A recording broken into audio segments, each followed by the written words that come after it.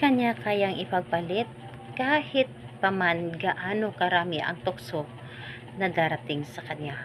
Hello mga guys, kumusta kayo? Panibagong araw, panibagong video na naman tayo.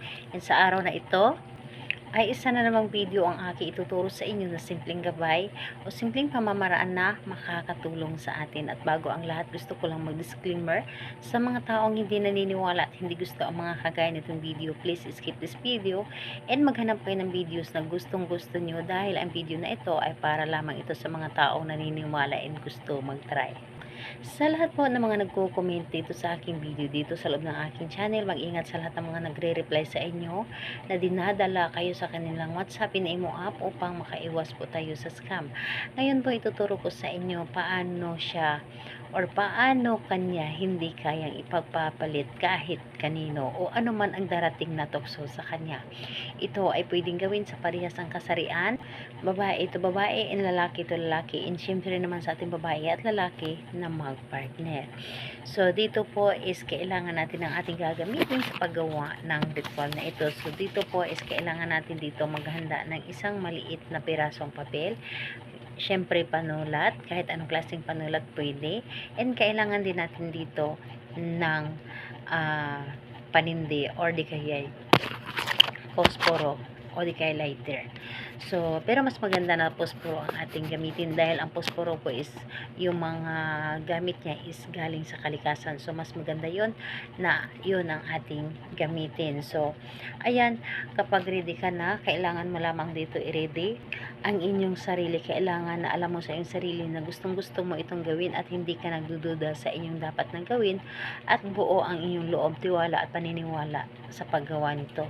So, ngayon po, kapag ready ka na, pwede mo na itong umpisan. So, ang gagawin mo lamang dito, napakadali at napakasimple lamang. So, dito po is, sa papel na ito, is isulat mo lamang dito ang pangalan ni target. So, 3 linya lang po. So, pangalan ni target, so, pangalan niya at apelyido. So, 3 line po ang pagkasulat po ninyo.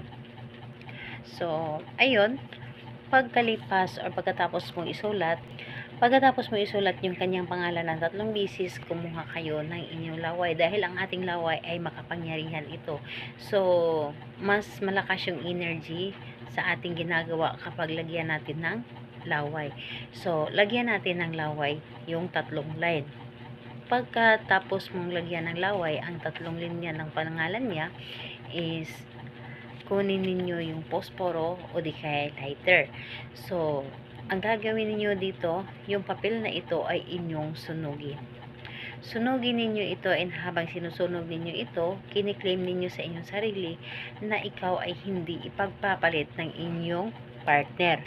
Hilingin ninyo dito na sa pamamagitan nito, ako ay hindi ipagpapalit ng aking partner na kahit ano pa man ang mangyari, ano pa man ang tukso na darating sa kanya, ay hindi niya kaya akong ipagpapalit sa kahit kanino at hindi niya kayang tumingin sa iba. So, ayun po, pagkatapos nun ay yung abo ng inyong sinunog na ginawa ng ritual is inyo itong kunin at ipalipad sa hangin. So, itapon nyo doon sa labas yung abo nito at hayaan ninyo na ilipad ito sa hangin. So, kung magtatanong ka, kailan nga ba ito pwedeng gawin? Gawin ito sa kahit anong araw at oras pwede, pero siguraduhin po ninyo na kayo lamang mag-isa at walang makakadistract sa inyo. So, ayun po, salamat po sa inyo. Bye bye everyone. God bless us all.